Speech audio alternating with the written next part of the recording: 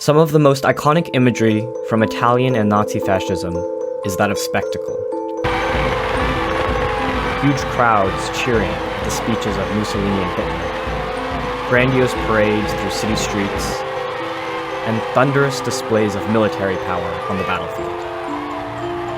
Indeed, these images are often portrayed or parodied in films as defining qualities of fascism, such as in Federico Fellini's Amarcord.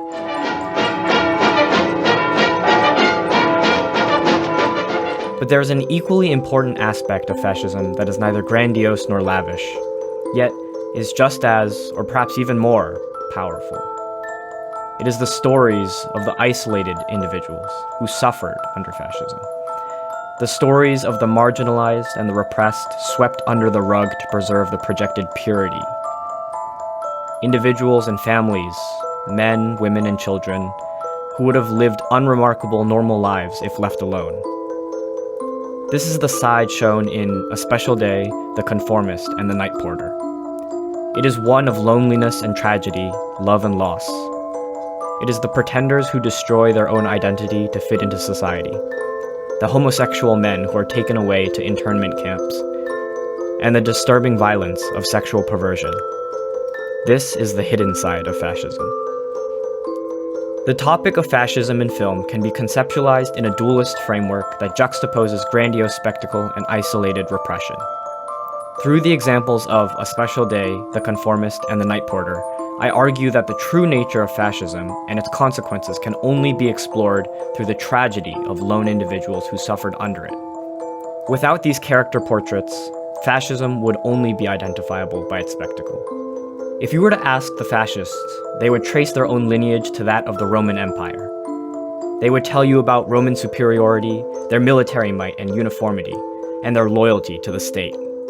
But these qualities are only the ones imposed and idealized upon the past, a historically inaccurate representation meant to justify their present.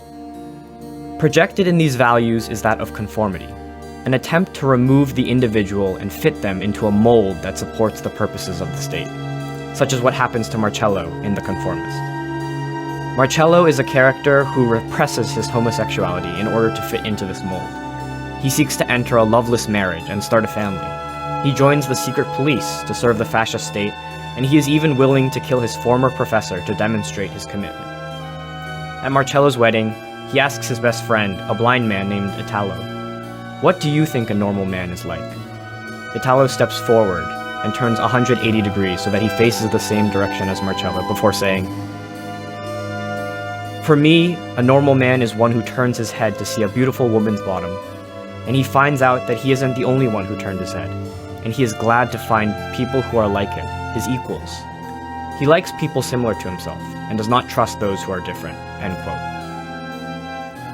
As Sergio Rigoletto notes in his article, The Masculine Dilemmas and Oedipal Scenarios in The Conformist, quote, "It is a self-deluding argument, one that is unconsciously alluding to the homoerotic nature of their bond, whilst obliterating the possibility of making openly visible their homosexuality in the light of what Italo has previously said." End quote.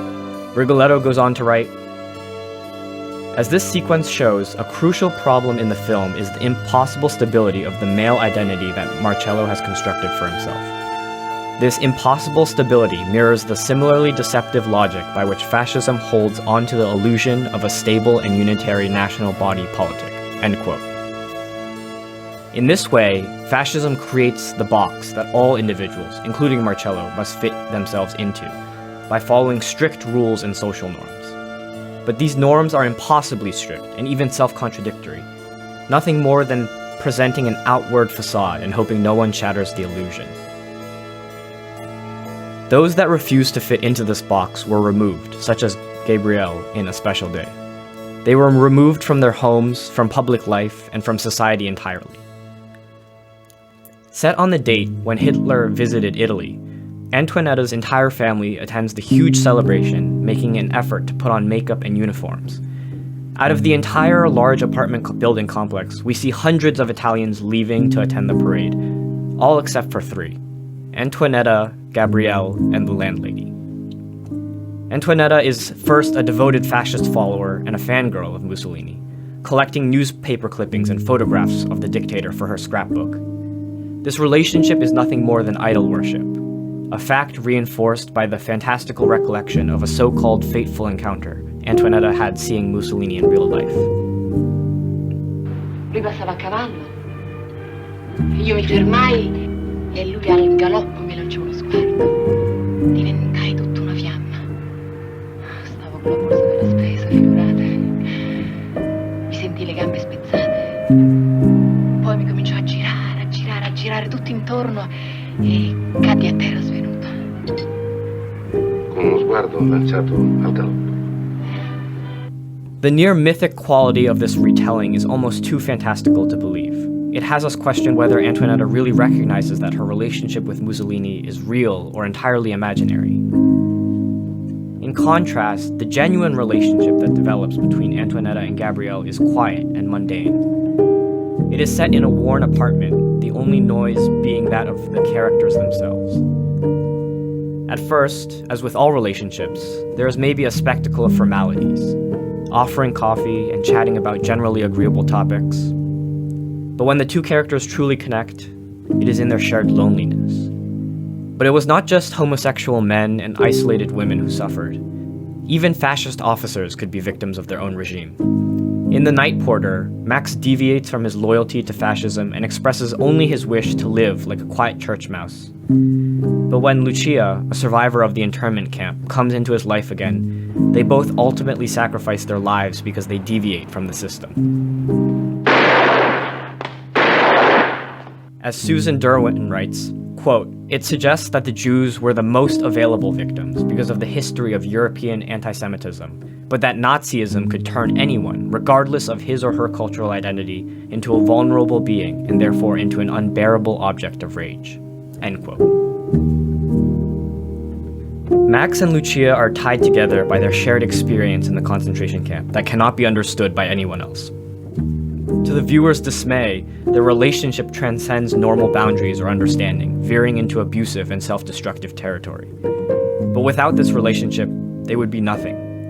More so than Mussolini or Hitler, the presence of loneliness in fascism is truly omnipresent. It is a form of suffering that can never be healed with time or deception or medication. Its only treatment is genuine relationships with others, even if being genuine includes one's self-destruction. It is not the case that individuals under fascism volunteer to be isolated. It is because of fascism that they are alone. All of the characters attempt to form genuine relationships with the people around them in different ways, but ultimately these genuine relationships have no freedom, no room to grow. Without individual stories, fascism in film would only be defined by its spectacle. Stories and film would only focus on the myth of Mussolini, the sweeping military might of Nazi Germany, and the obsessive devotion of citizens towards their totalitarian regimes. But that is not the case. Critically and significantly, academics and filmmakers alike have reflected upon this time period as one of isolation. They have humanized the individuals who were marginalized under fascist regimes and brought their experiences to the forefront, thereby holding fascism accountable, long after the trials and fall of governments. Film is not always about an accurate portrayal of history, but it nonetheless plays an essential role in passing on the lessons and stories that represent it. This is the hidden side of fascism.